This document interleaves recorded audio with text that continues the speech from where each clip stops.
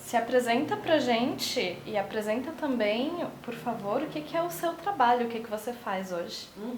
Meu nome é Cláudia Gregório Rossati, Clau Rossati, trabalho com audiovisual em várias frentes, já trabalhei para muitas telas, mas hoje eu trabalho como pós-produtora há 10 anos, é isso. E o que é trabalhar como pós-produtora? A pós-produção corresponde a todo o processo que vem logo depois da captação. Então a gente faz, né, a captação do filme é filmar, gravar, né? Então gerar essas imagens, gerar esses arquivos digitais, no caso hoje a gente trabalha com cinema digital, mas já tive experiência de trabalhar com outras mídias também. Mas falando especificamente de cinema digital, a gente gera esses arquivos. E aí a finalização, a pós-produção, ela está responsável por toda a cadeia que está depois do set e entre o set também.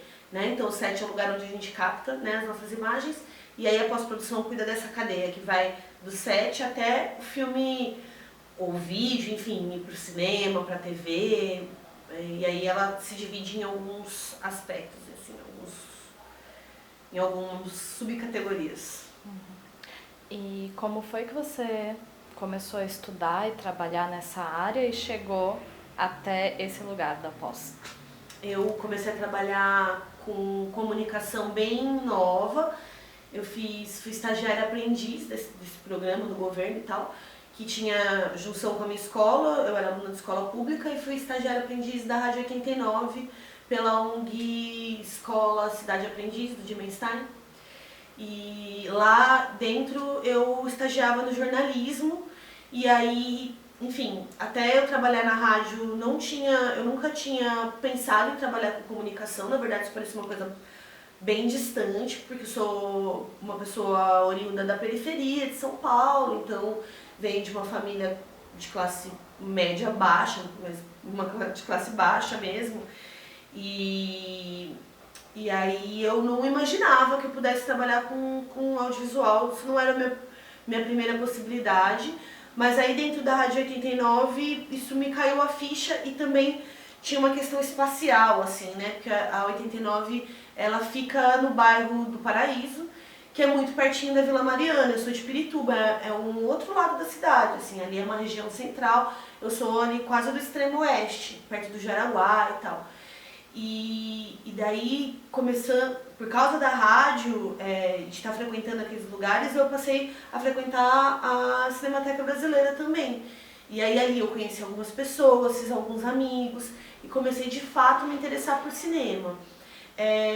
Por conta de políticas de afirmação e tal, que na época o ProUni estava no seu segundo ano, eu não consegui ser bolsista do curso de cinema, mas eu fiz rádio e TV pela Embi Morumbi. Não cheguei a terminar o curso até o terceiro ano, mas logo na sequência eu acabei largando o curso para entrar num curso técnico de edição.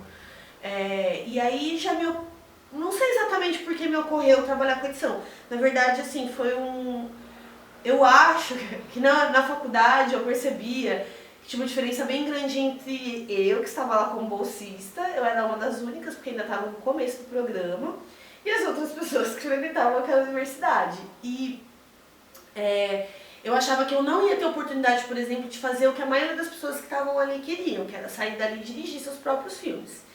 E aí eu fui começar a me cercar das coisas que eu poderia fazer que estavam muito próximas à direção. E aí eu saquei que esse lugar era a edição do filme, que eventualmente ela era mais responsável pelo processo final do filme do que a própria direção. E aí foi isso que me encantou, a possibilidade de trabalhar com pós. E também porque, assim, a coisa do cinema, pra mim, ele não podia ficar no lugar da experiência artística simplesmente. Tinha que estar no lugar de trabalho. Tinha que estar nesse espaço pra mim, porque eu teria que sobreviver de alguma coisa. E eu entendia que eu talvez não conseguisse meiar, sei lá, na época, um pouco antes, assim, eu comecei, como eu falei, muito nova, mas nessa época, assim, entre entre sair do 89 e começar de fato a trabalhar com cinema, no período que eu estava na faculdade, eu comecei a trabalhar em shopping, porque é o básico da menina de periferia, e comecei a voltar meus estudos para administração, porque eu achava que esse era um jeito mais fácil de eu arrumar um trabalho, e era sobre isso, assim, principalmente. Escolher o que estudar era sobre arrumar um trabalho para mim. E aí a edição também, quando eu caí nesse lugar, assim, da possibilidade de estudar edição, também caiu nesse lugar, porque era um trabalho muito técnico. Então eu sabia que não bastava, e eu sabia que na faculdade se aprende muito pouco, até hoje se aprende muito pouco de pós-produção. Então eu sabia que eu poderia, se eu adquirisse uma série de conhecimentos técnicos, eu poderia fazer um trabalho artístico, se eu acessasse aquelas ferramentas. Então era um jeito fácil, mas era um jeito direto de eu acessar a área do audiovisual. E aí foi uma estratégia. Foi assim, mas eu gosto muito, assim. Eu já tive experiência de ir pra set, de dirigir, e eu acabei voltando pra pós. Eu gosto muito da autonomia da pós-produção, muito. Legal. Você falou sobre a necessidade de ter no audiovisual o seu trabalho, realmente, né? Uhum. E acho que isso tem a ver com a nossa próxima pergunta, que é possível fazer filme independente, produção audiovisual independente no Brasil? Como é que você vê isso? Uhum. Eu acho que é possível, mas, enfim, eu acho que a produção de imagem, eu acho que a produção de imagem ela está em alta hoje de qualquer maneira. Acho que as pessoas estão produzindo imagens nas suas redes sociais, e isso tende a crescer, a gente está acessando esses lugares também, assim. E não vejo isso como algumas pessoas do mercado, né, porque eu sou do mercado visual, veem isso com muita restrição e preconceito, e fazem críticas desses aplicativos, dessas possibilidades de automatização da produção de imagem. Não estou necessariamente falando da produção audiovisual e nem de cinema, porque a gente vai tratar de outras coisas, como narrativa e tal. Mas a produção de imagem ela é muito disseminada hoje, né? E ela é democrática, né? Qualquer pessoa pode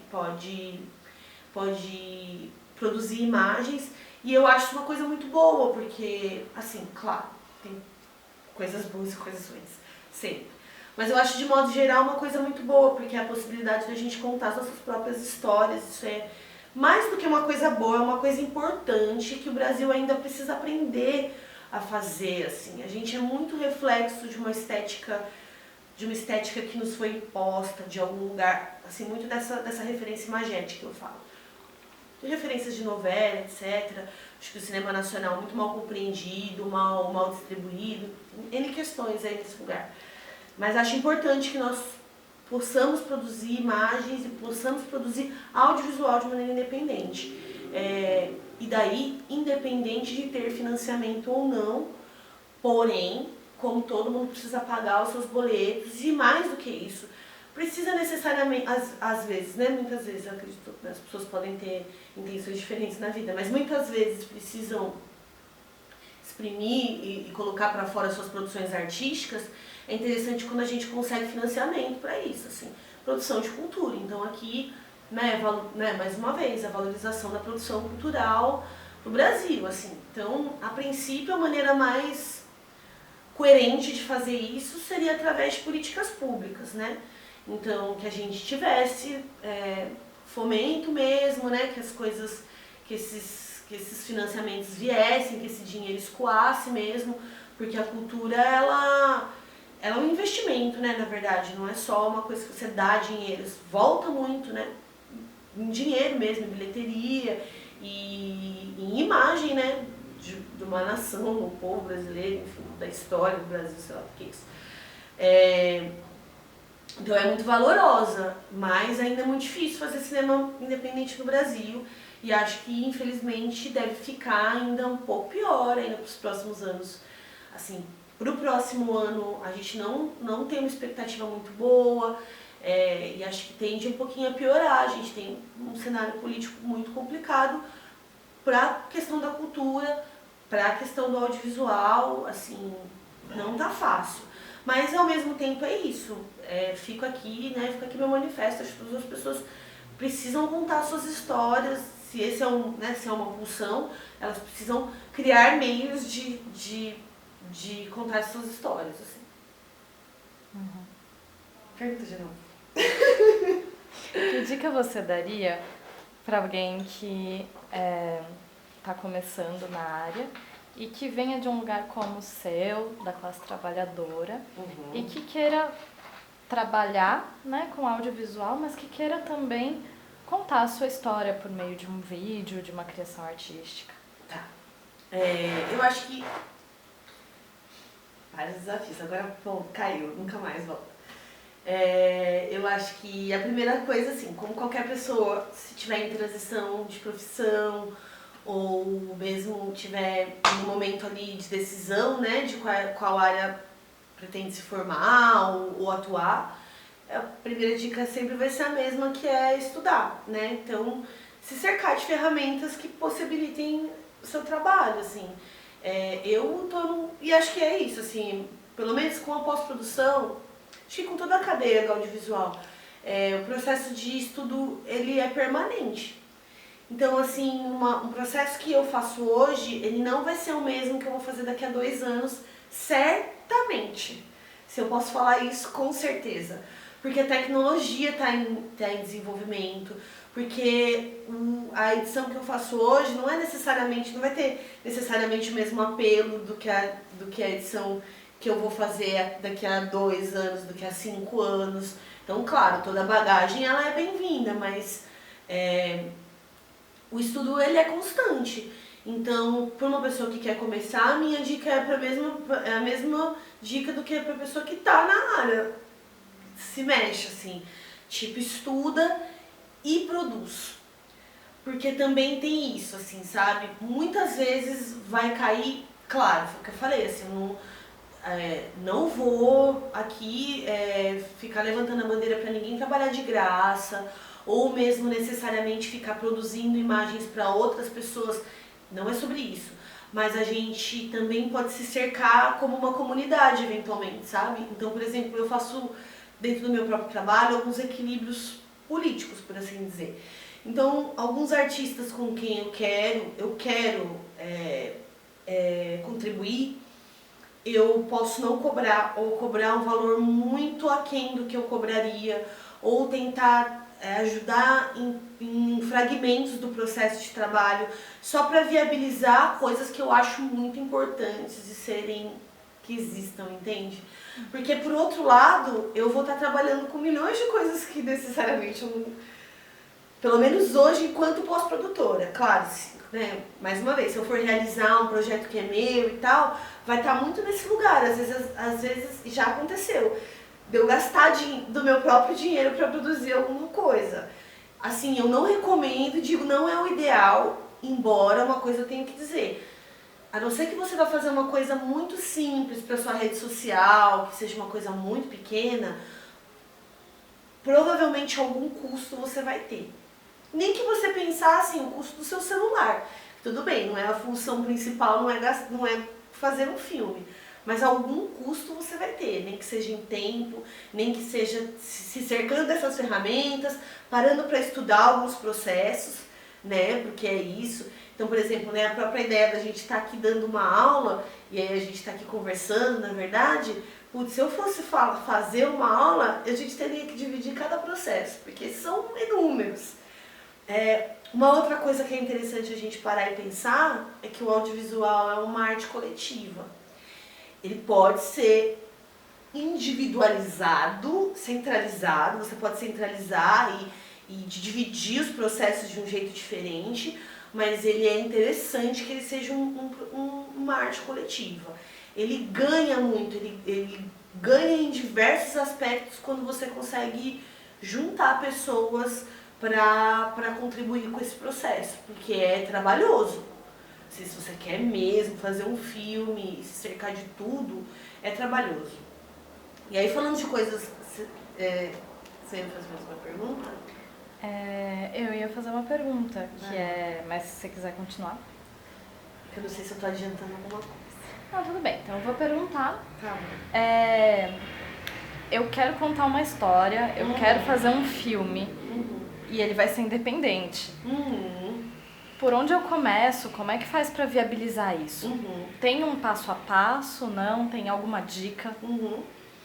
Então, eu acho que essa é uma das perguntas mais difíceis, porque acho que a resposta é não, assim, tem e não tem, né? A gente vai ter coisas que a gente precisa se cercar, mas a princípio não tem uma fórmula, porque é muito olhar pro seu, é um processo de, se o projeto é seu mesmo, se você quer contar a sua história, vai ser um processo de autoconhecimento, assim, um processo terapêutico, porque você vai ter que ficar revisitando provavelmente a sua própria história, ou coisas que lhe são muito caras, você vai ter que se debruçar e ficar revendo aquilo muito, assim. Porque são várias coisas que você precisa prestar atenção, mas elas são maleáveis. Então você precisa olhar para a sua situação que você tem e se organizar a partir daquilo que já existe, que você tem de fato, quais são as suas ferramentas. Então, por exemplo, quando eu falei de pegar um celular e fazer um vídeo para uma rede social, se você quer muito contar uma coisa, por exemplo, é o que acontece de fato. Se a pessoa sofre algum tipo de abuso ou sofre alguma coisa e ela quer dividir isso, a primeira coisa que ela vai fazer é acessar o que ela tem. Então é o celular, então ela vai lá e vai fazer um vídeo para a rede social dela. Isso é muito válido. Se ela achar que a história dela merece virar ou precisa virar alguma outra coisa além disso, ela vai tentar entender quais que são os limites de produção que ela tem de fato e desenhar um processo que caiba nesses limites. E é exatamente o que ela está fazendo na hora que ela pega o celular e conta a história dela nos stories dela. Ela está se cercando das ferramentas que ela tem. Mas ela pode fazer esse processo, ela pode construir esse processo de outras maneiras. A gente pode partir do celular, mas é interessante que quando a gente faz um filme, a gente olhar por um extremo oposto, que é, por exemplo, a produção cinematográfica. Então, eu acho interessante, por exemplo, estudar um pouco de como os filmes são feitos, o mínimo, assim, pegar making off, por exemplo, e aí você vai descobrir no make off coisas que são importantes dentro de uma produção. O básico vai ser a câmera, a iluminação, que provavelmente vai ter a ver com a sua câmera, mas também tem a ver com a história que você quer contar, porque essa história é à noite ou é de dia, então você vai fazer... Criar imagens é desenhar com luz, né? Você vai criar um arquivo digital a partir da luz. Então você vai precisar pensar na luz. Pensar de que forma que você vai criar esse arquivo digital e capturar esse arquivo digital. Então eu ia dizendo das coisas necessárias para fazer um filme, coisas básicas, né? Que você vai acabar olhando. A imagem, então a produção dessa imagem. Se a gente pensar na fotografia, a gente chama, né, de fotografia, vou ser bem básico aqui, bem basilar. A gente chama de fotografia a captação do vídeo também, porque de fato é fotografar, porque a correspondência primária é a mesma. A gente também está trabalhando com um desenho de luz e sombra, crominância, obviamente, mas que vem a partir da luz, pensando que a cor é só uma interação do nosso cérebro com a luz, ela nem existe, né? Então... Mas então a gente vai pensar na luz, na fotografia, vai pensar em como a gente vai captar essa luz, então qual é o equipamento, no som, mais uma vez, se vai ser som direto ou não vai depender muito do seu projeto. E aí você vai se cercar de coisas que tem a ver com a arte desse seu projeto, né? Que tem a ver com a construção narrativa de fato. Pra mim, o mais importante é sempre quem tá na frente da câmera, é o ator. O entrevistado, enfim, a pessoa que está sendo a coisa humana, se tiver essa figura humana, ou enfim, o que está em frente da câmera, assim, é o mais importante. Mas se tiver uma figura humana, certamente é o mais importante. E daí... Mais uma vez, você vai adaptar para o seu projeto, porque no nosso caso, por exemplo, a gente estava fazendo um vídeo de danças, né, que é uma visão do espetáculo, uma visão de dentro do espetáculo, no nosso caso. Então, a coreografia, embora eu não tenha participado disso ativamente, a gente tinha que se preocupar também com a existência dessa coreografia, em qual cenário essa coreografia se dá. Falando ainda em construção e composição de imagem, a cenografia é muito importante, o figurino é muito importante, a caracterização, a arte, né, a construção da arte. Quando a gente está falando de tudo isso, a gente está falando desde de locação, maquiagem, figurino, a gente está falando de arte, direção de arte, né? Então a gente também precisa começar a se cercar então desses processos da direção de arte. E mais pra frente, obviamente, com a pós-produção, com todo o seu processo de finalização, que é compor tudo isso e dar ritmo, né, e dar um formato e finalmente a veiculação, que na verdade é o que conduz tudo isso. Quando a gente começa a pensar em qual câmera a gente vai usar para captar, a primeira coisa a gente pensa em que tela isso vai passar. Não é um processo inteligente você pegar uma câmera de primeira linha e captar um arquivo 6K se a única tela que você for veicular for ser um celular, por exemplo. Não faz sentido. Então, de repente, você pode ter muita grana, mas para fazer qualquer projeto, mas a sua tela principal é o celular. Pense num projeto para celular. E aí, claro, você vai ter que também ter cuidados, né, a partir da sua tela, com decupagem de plano, né, e outras questões que vão aprofundar em cada uma dessas áreas. Mas eu acho que basicamente é isso. Som, imagem, pós-produção, pensar e estudar o seu projeto. Isso é o mais importante. Estudar o seu projeto, fazer um roteiro. Por mais que ele não... De repente, uma pessoa que está começando, se ela não se debruçar nos formatos de roteiro para cinema, porque isso também é um estudo à parte, né? Tem profissionais roteiristas e não é à toa, né? Por isso que a gente se divide em áreas, porque elas são tantas e são tantas as atribuições de cada área que é uma coisa de louco, você não consegue fazer tudo. Você precisa, em algum momento, escolher uma área e se debruçar e estudar aquela área.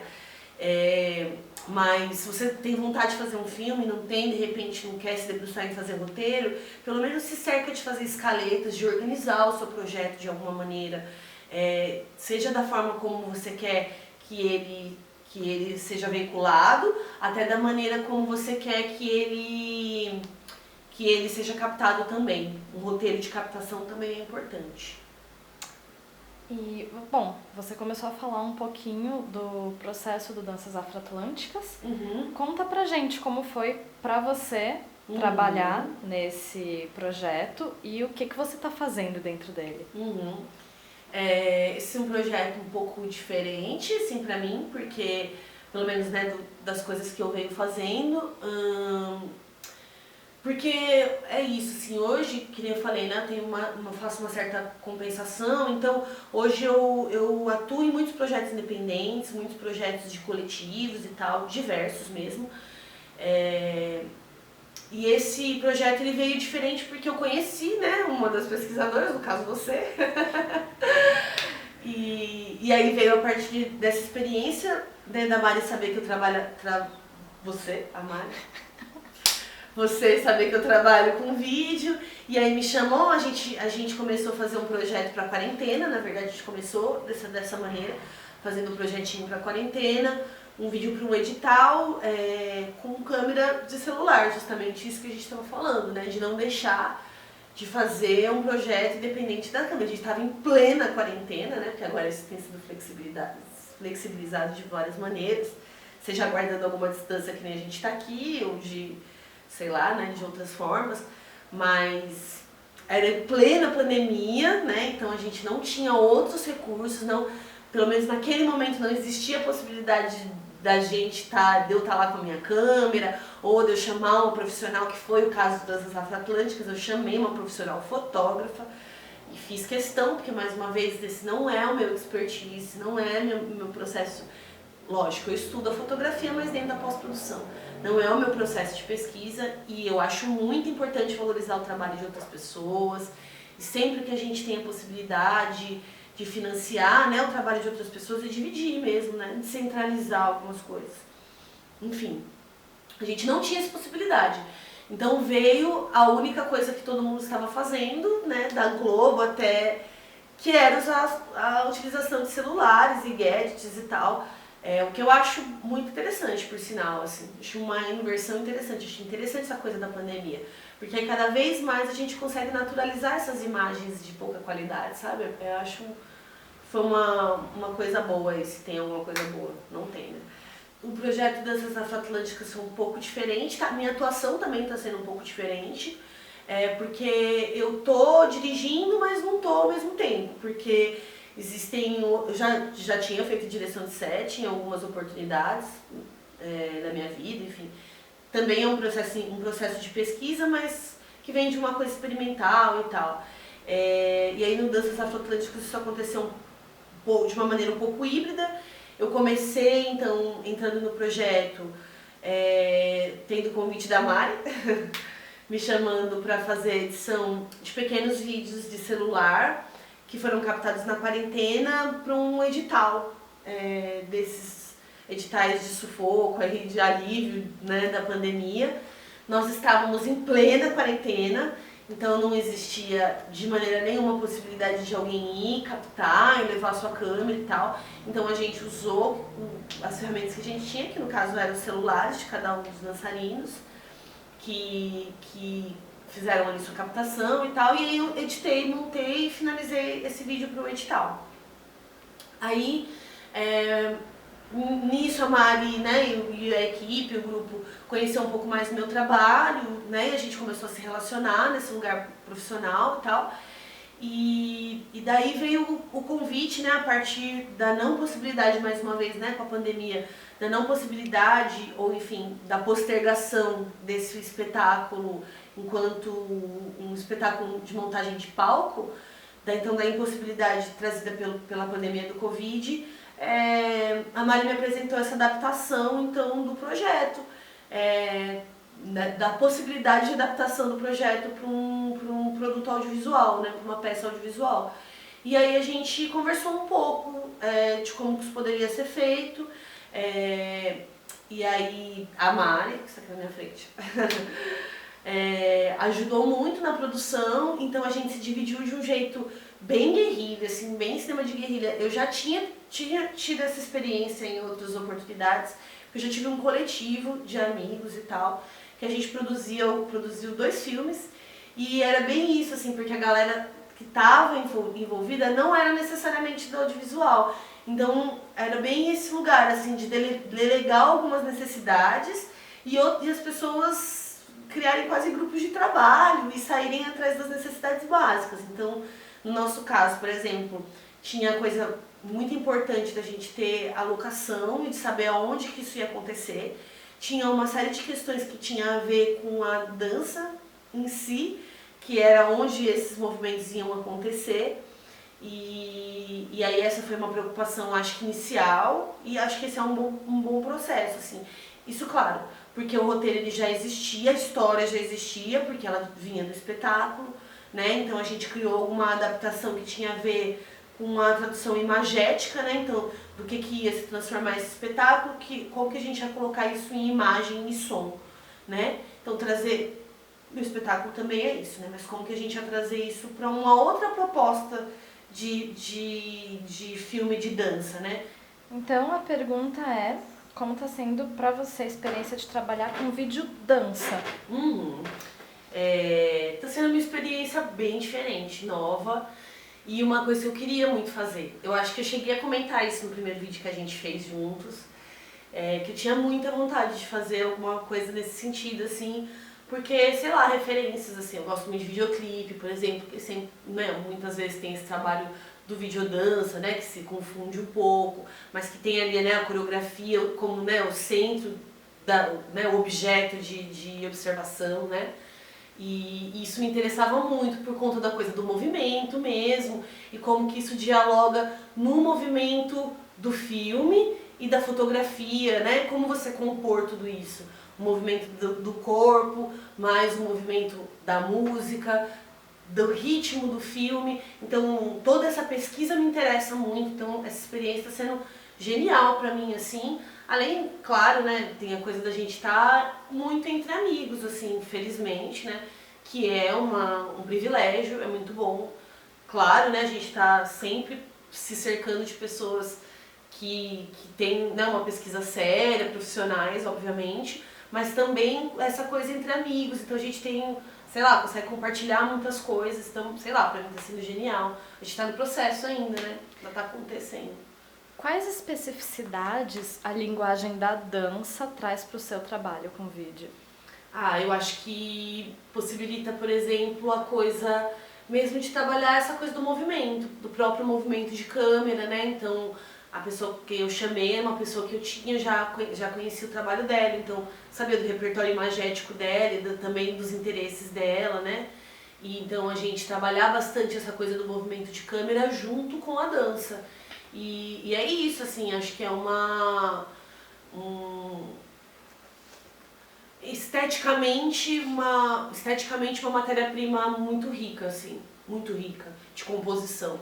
E aí acho que é esse meu principal interesse. E aí, claro, eu já tinha tido pessoalmente também, assim, de outro lugar, interesses diversos. Então, eu já tinha feito, por exemplo, um documentário para o Canal Brasil sobre dança, que tem um outro formato, tá? Então, bem diferente disso. Um formato de documentário em série para TV, bem televisivo também, e que ia visitando, né? Débora Coker ia visitando algumas companhias pelo Brasil. E aí esse tinha sido minha única experiência com vídeo, com alguma coisa de dança, só que muito quadrado, né? Aquele formato para TV, aquele formato de entrevista, assim, foi super bacana, uma experiência muito legal, porque eu tive a oportunidade de conhecer um pouquinho do trabalho de várias companhias importantíssimas pelo Brasil e saber um pouco quanto que essa área é rica em termos de produção, né, no nosso país, e uma coisa que eu era bastante leiga, apesar de também gostar muito de dançar e ter muita vontade, às vezes, até de trazer isso de fato para o meu corpo, eu não conhecia, não era uma coisa que era um mundo paralelo para mim, então foi muito importante, super legal, assim. Mas esse processo do videodança mesmo, de trazer a coisa da arte para dentro, sabe? Porque é isso, o outro era bem pra televisão e aqui não, aqui a gente tá podendo experimentar mesmo, experimentar composição de imagem, trabalhar esse movimento, o tempo das coisas, e isso me interessa muito. Uhum. E aí, você falou, né, que a câmera entra, né, um pouco nisso, e eu queria saber pra você como é que é essa diferença de ver ou gravar, trabalhar com uma cena que foi feita pro palco e trabalhar pro vídeo, como está sendo feito para esse espetáculo. Porque exatamente, existe uma diferença. No caso, se a gente fosse, por exemplo, registrar o espetáculo de vocês, muito provavelmente, né, o espetáculo está a serviço do público. Nesse caso, o espetáculo está a serviço da câmera, né, que vai fazer um vídeo que esse sim vai estar a serviço do público, mas existe uma cadeia, né? Então então existe uma interação, de fato, da câmera com o dançarino, né? Da câmera com o movimento, com a coreografia, com o que está sendo posto ali, né? Então é uma outra relação, uma outra experiência. Enquanto se a gente estivesse, por exemplo, registrando vocês no palco, provavelmente a gente teria que ter uma distância, né? Porque a gente estaria no caso vocês estariam a serviço do público. Então o nosso processo é bastante diferente, né? A gente não vai apresentar quando o vídeo estiver pronto e a galera estiver assistindo.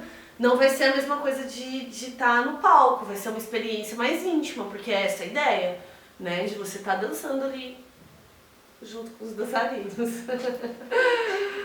Tem uma última pergunta. Você falou lá atrás sobre a importância de contar a sua história, né? E que cada um consiga contar a sua história, que a gente consiga contar histórias como nação, enfim, pontos de vista. Mas por quê? Por que é importante poder contar a sua história pra você? Que conversa complicada. Pergunta complicada, porque é uma conversa, né? Não é uma pergunta. Eu acho, assim, a gente pode levar essa questão para muitos lugares. E a história nos ensina que a representatividade, a representação estética e a narrativa de um povo é muito importante, assim. E é isso, assim, historicamente, desde, sei lá, os Estados Unidos fazem isso, sabe? Com plenitude. Eles transformaram a cultura deles numa coisa imagética. Hollywood basicamente é sobre isso, né? Sobre pegar sua cultura, transformar isso, lógico, com todos os efeitos e embalsamamento possível, toda a tinta, tudo que for possível, toda a purpurina, explosões, tudo, sangue, o que for possível. Mas vender isso para o mundo, né? E aí quando a gente, por exemplo, tá num país onde as pessoas consomem muito mais cinema americano do que as coisas que a gente faz aqui, existe um problema, existe uma questão. A gente tem, claramente, né, uma produção importante da televisão, que é isso, a gente pode analisar isso por muitos aspectos, se ele é complicado, se ele não é, até que ponto ele reproduz uma série de preconceitos, como que essa representação se dá ao longo da história do Brasil também, enfim, como que a sociedade interfere nessa representação, mas a velocidade disso, enfim, é uma conversa complicada. Mas eu acho que existem bons produtores independentes e sempre existiu. O cinema brasileiro sempre foi um cinema de vanguarda. Por outro lado, a gente tem um problema de reconhecimento da nossa própria história. E eu acho que é por isso, na verdade. É porque o audiovisual ele pode estar a serviço da nossa própria identidade enquanto povo brasileiro. Por isso que essa é uma conversa tão complicada. Porque é uma ferramenta, mas é uma ferramenta que não deveria ser subestimada. E de certa forma ela não é. Os ataques que a gente vem sofrendo também tem a ver com isso. Porque por mais que não se entreguem outras propostas, né, de representação, o cinema independente principalmente tem sido atacado, porque é isso, ele é a representação plural do nosso povo. Ainda que não chegue a ser veiculado em grande massa, mas, sabe, é complicado. Acabou? Acabou! Acabou seu sofrimento! Corta!